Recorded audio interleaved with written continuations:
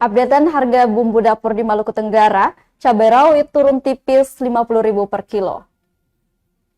Harga cabai rawit di Pasar Langgur, Kabupaten Maluku Tenggara, terpantau mulai turun per Selasa 8 Oktober 2024. Harga cabai rawit berada di posisi Rp50 per kilo, turun tipis dari Rp10.000 dari harga sebelumnya Rp70.000 per kilo. Sementara, tomat produksi petani lokal masih stabil di angka Rp10.000 per kilo. Sedangkan komoditas bawang merah masih di angka normal yakni Rp35.000 per kilo.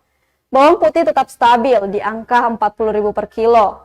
Pantauan tribunambon.com, aktivitas jual beli masyarakat terpantau ramai, walaupun hujan dengan intensitas tinggi mengguyur semenjak subuh. Sedangkan lanjutnya untuk tomat kadang dijual dengan harga Rp10.000 per kilo, namun jika tidak laris terpaksa dijual Rp15.000 per kilo.